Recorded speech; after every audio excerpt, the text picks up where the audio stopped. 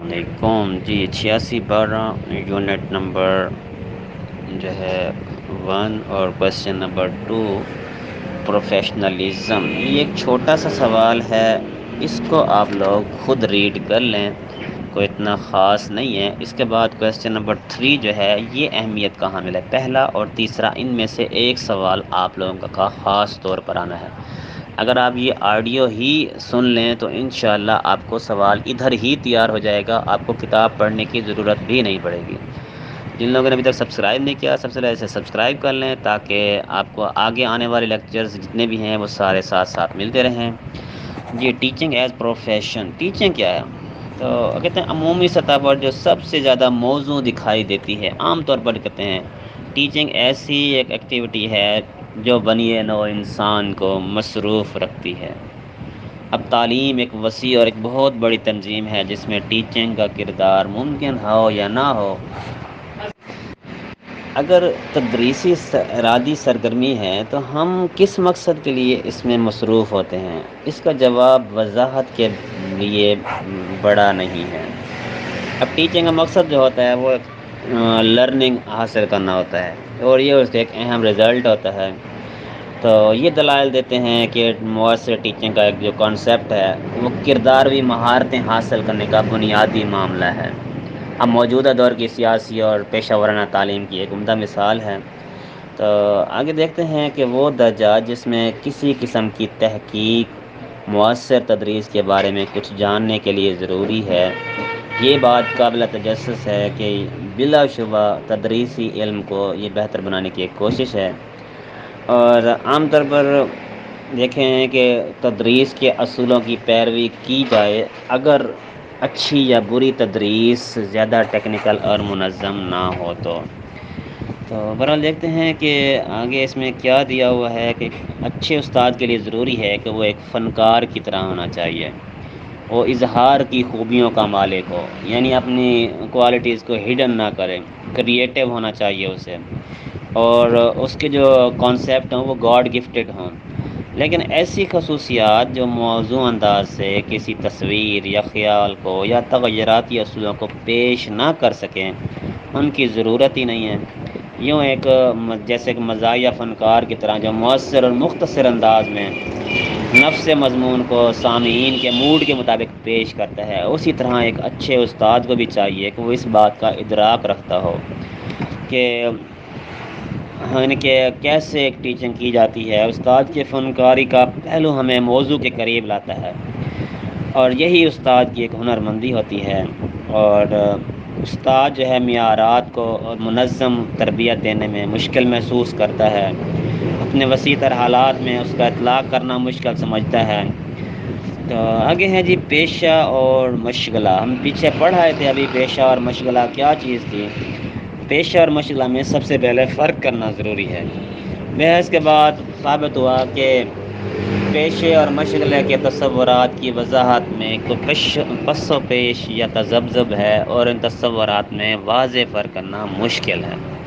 اب دونوں کے جو ہیں تصورات تغیر پذیر ہیں. اب دونوں دلچسپ اظہار کرتے ہیں، دلچسپ اختلاف کا اظہار کرتے ہیں. سب سے پہلی بات یہ ہے کہ پیشے کے کردار کے نتیجے میں پرائیویٹ اقدار متعلقات مسلسل اہمیت رکھتی ہیں.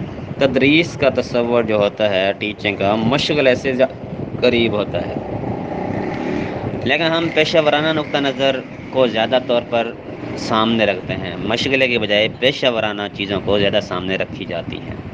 استاد کو خصوصی اقدار پیش کرنے والا ہونا چاہیے. اس کا کام تعلیم کے ذریعے تہذیب و ثقافت کو اگلی نسل کو منتقل کرنا ہوتا ہے، اور یہی تعلیم کا کانسیپٹ پوری دنیا میں بہتر سمجھا جاتا ہے. اور اس پس منظر میں دیکھیں تو استاد ایک ایسی ہستی ہے جو اس کلچر کو اور مقدس معیارات کو اور اقدار بناتا ہے. نیکیوں کا ایک ایسا سلسلہ رکھتا ہے جو مہارت سے زیادہ اہم ہوتا ہے.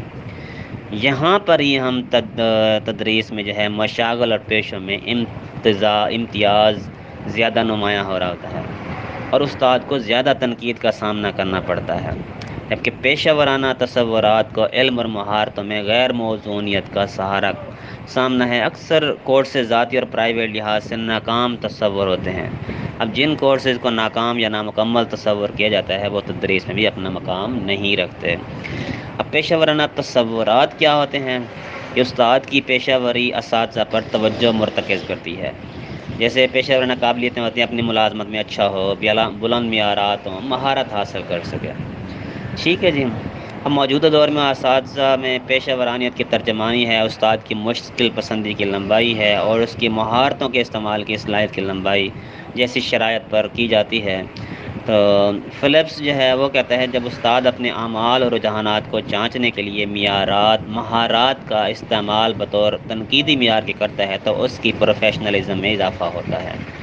اب پیشہ ور محدود اور وسیع پیشہ ورانیت کیا ہوتی ہے کہ فوری طور پر اس دور میں اساتذہ کی طرز زندگی کی شناخت اور جذبات کا اظہار اس کی پیشہ ورانہ خصوصیات سے ہوتا ہے۔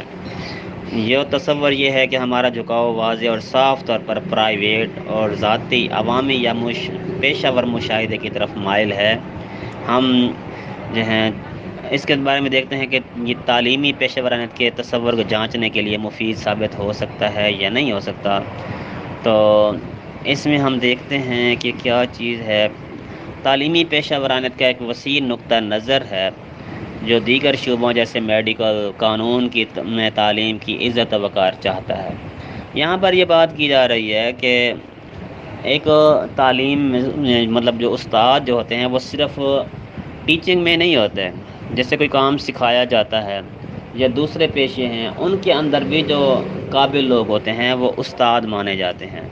تو جتنا جس کا پیشہ مقدس ہوتا جاتا ہے، عزت بڑھتی جاتی ہے، اتنا ہی اس شعبے کو زیادہ اہمیت دی جاتی ہے، اس شعبے میں اس کے استاد کو زیادہ یعنی کہ پروٹوکول دیا جاتا ہے۔ اور پیشہ وری کے معیارات کیا ہیں؟ سب سے پہلا کام عوامی خدمت، اور نمبر 2 بھرتی اور نظم و ضبط کے لیے تنظیم قواعد و ضوابط کی ضرورت ہوتی ہے۔ انفرادی آزادی درکار ہونی چاہیے تاکہ وہ مؤثر پریکٹس کر سکے۔ اس کے بعد پیشہ ورانہ خصوصیات اس میں کیا ہوتی ہیں؟ ابتدائی طور پر معاشرے کا مفاد پہلے، اپنا مفاد بعد میں۔ معاشرتی کام میں ذاتی رویے پر کوڈ آف کنڈکٹ کے ذریعے کنٹرول ہونا چاہیے۔ اور پیشہ وری کے طریقے کیا ہوتے ہیں؟ ایک قدیم ہوتا ہے، ایک جدید ہوتا ہے۔ اور قدیم پیشہ ورانہ میں کیا تھا کہ خصوصی ممبران تھے، قدیم روایتی طریقے تھے، ذاتی مفاد تھا۔ اب جدید پیشہ وری میں کیا ہے؟ خود ضبطی ہے، فوری پالیسی سازی ہے، تبدیلی کے لیے فعال رہتے ہیں۔ اور تدریس کے متعلق مفروضات کیا کیا ہیں؟ تدریس ایک پیشہ ورانہ سرگرمی ہے۔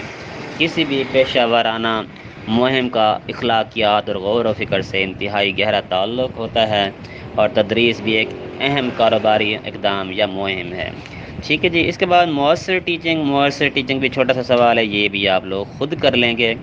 بس یہ 2 سوال ہیں، انشاءاللہ آپ لوگوں کو سمجھ آ گئے ہیں۔ اس کے بعد ہم نیکسٹ یونٹ سٹارٹ کریں گے۔ اللہ حافظ۔